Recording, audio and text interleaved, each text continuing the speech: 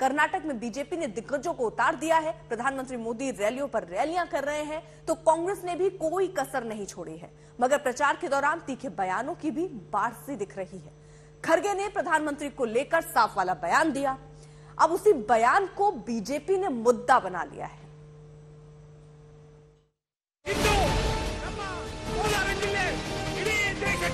कांग्रेस की पहचान हमेशा से 85% कमीशन खाने की रही है।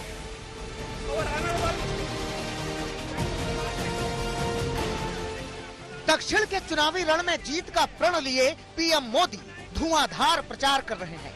कांग्रेस के एक एक हमलों का जवाब दे रहे हैं। विकास के लिए फिर से डबल इंजन सरकार लाने की बात कर रहे हैं। बीजेपी का संकल्प कर्नाटका को भारत का नंबर 1 राज्य बनाने का है। इसलिए कर्नाटका में डबल इंजन की सरकार जरूरी है। जितने दिन यहां बेंगलुरु में कांग्रेस जेडीएस का गठबंधन रहा, कर्नाटका के विकास पर भी ब्रेक लग गया।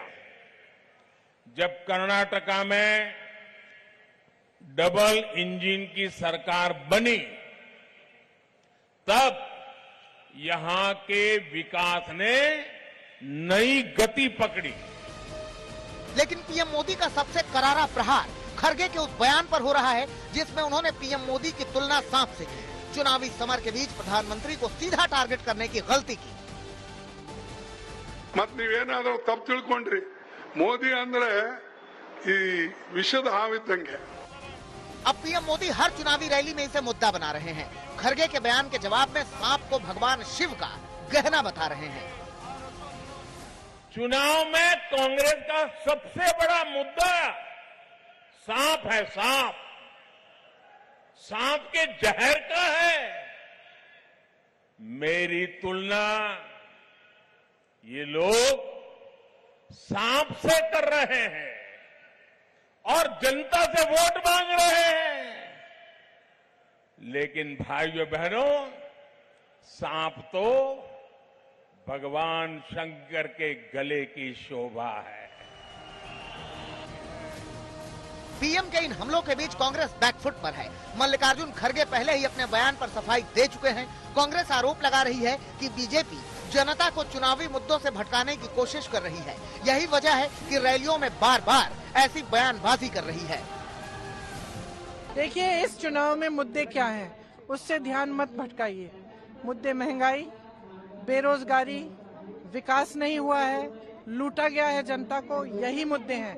अगर मोदी जी या बीजेपी के जो नेता हैं जनता का ध्यान कहीं और आकर्षित करना चाहते हैं, उसको भटकाना चाहते हैं, तो वो करें, हम नहीं करेंगे। हमारे लिए मुद्दे क्लियर हैं। ये चुनाव जनता के लिए है। जनता चुनती है कि उसकी सरकार कौन सी आएगी, कैसी आएगी, और जनता जानती है कि उसके साथ धोखा हुआ है, लूट हुई है और बदलाव चाहती है। कांग्रेस महंगाई, बेरोजगारी की बात कर रही है। 40% कमीशन वाला जिक्र कर बीजेपी पर वार कर रही है। तो पीएम मोदी ने अपनी रैली में कांग्रेस के इस हमले का भी जवाब दिया। राजीव गांधी के पुराने बयान का हवाला देते हुए कांग्रेस पर 85% कमीशन खोरी का आरोप लगा दिया। हमेशा से 85% कमीशन खाने की रही है। कांग्रेस के शासन में उसके सबसे बड़े नेता, कांग्रेस के उस समय के प्रधानमंत्री गर्व से कहते थे कि वो दिल्ली से 1 रुपया भेजते हैं और जमीन पर 15 पैसा पहुंचता है। कांग्रेस के साथ साथ जेडीएस भी पीएम मोदी के निशाने पर है। मोदी रैलियों में कांग्रेस जेडीएस की सांठगांठ की बात कर रहे हैं। जनता से प्रदेश में स्थिर सरकार देने की अपील कर रहे हैं। कर्नाटका का ये चुनाव सिर्फ आने वाले 5 वर्षों के लिए एमएलए, मंत्री या सीएम बनाने का सिर्फ नहीं है, ये चुनाव आने वाले 25 सालों में विकसित भारत के रोड मैप की नींव को सशक्त करने का है। अस्थिर सरकार इस तरह के बड़े विजन पर कभी काम नहीं कर सकती। अस्थिर सरकारों का कितना नुकसान होता है ये आपने देखा है। अस्थिर सरकारों की पहचान है जनता के हित वाले निर्णय में देरी करना और भ्रष्टाचार में उतनी ही तेजी करना। हमें कर्नाटका को अस्थिर सरकार से बचाना है। हमें कर्नाटक को कांग्रेस और जेडीएस के भ्रष्टाचारी शिकंजे से बचाना है। कर्नाटक चुनाव में सिर्फ 9 दिन बाकी हैं। ऐसे में हर पार्टी ने पूरा जोर लगा दिया है। बीजेपी की ओर से पीएम मोदी मोर्चा संभाले हुए हैं और प्रदेश में फिर बीजेपी सरकार की हुंकार भर रहे हैं। आज तक ब्यूरो। कर्नाटक में बीजेपी सत्ता बचाने के लिए लड़ रही है तो कांग्रेस सत्ता पाने के लिए। बीजेपी के स्टार प्रचारक कर्नाटक की गली गली छान रहे हैं और हर उस मुद्दे को धार दी जा रही है जो बीजेपी के लिए जीत का पैगाम लेकर आए हैं। तो दूसरी तरफ कांग्रेस को जिताने का जिम्मा प्रियंका गांधी ने अपने सर उठा लिया है।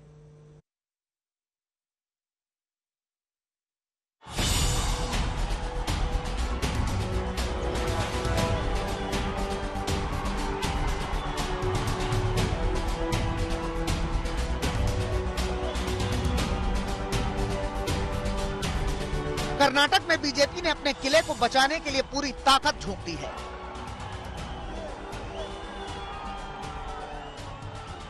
बीजेपी के दिग्गज नेताओं ने शहर शहर में मोर्चा संभाल लिया है। हर विधानसभा तक बीजेपी के स्टार प्रचारक पहुंच रहे हैं। प्रदेश में फिर से बीजेपी की जीत का दम भर रहे हैं। इसी कड़ी में यूपी के सीएम योगी आदित्यनाथ रायचूर में रैली के लिए पहुंचे तो भगवान राम और हनुमान का जिक्र किया।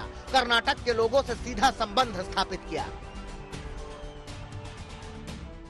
मैं अयोध्या उत्तर प्रदेश की धरती से यहां आया हूं।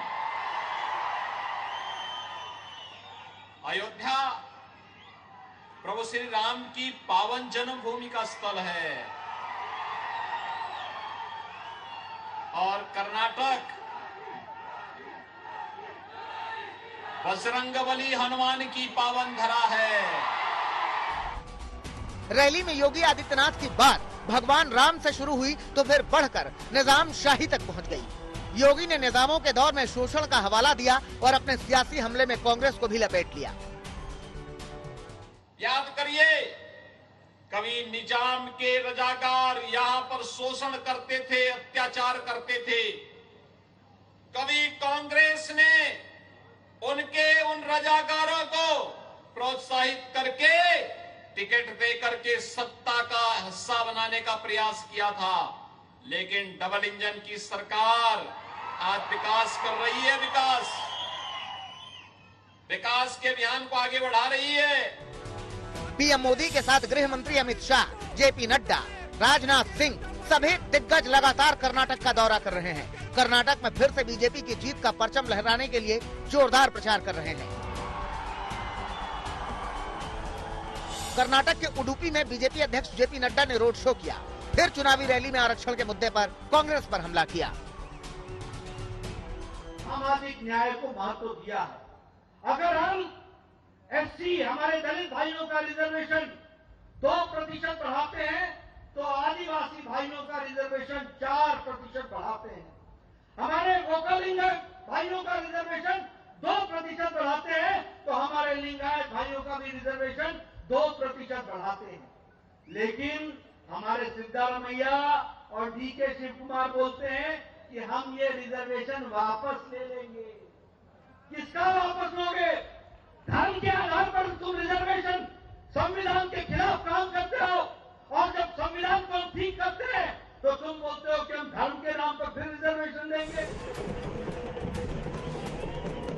उधर कांग्रेस की ओर से प्रियंका गांधी ने मोर्चा संभाल रखा है। प्रियंका कर्नाटक में लगातार रोड शो कर रही हैं। कांग्रेस की 5 गारंटियों के जरिए बदलाव की उम्मीद जता रही हैं। ये जो 2.5 लाख जॉब खाली पड़े हैं, सबसे पहले तो हम इनको भरेंगे, ये हमारी गारंटी है। जो ग्रेजुएट हैं लेकिन अभी नौकरी नहीं मिल पाई है उन्हें सरकार बेरोजगारी का भत्ता 3,000 रुपए हर महीने देगी। जिनके पास डिप्लोमा है उनको 1,500 रुपए हर महीने मिलेंगे। कर्नाटक चुनाव में प्रचार चरम पर है। हर पार्टी जीत के लिए अपना दम दिखा रही है, अपने प्रचारकों और चुनावी दांव पर भरोसा जता रही है। आज तक ब्यूरो।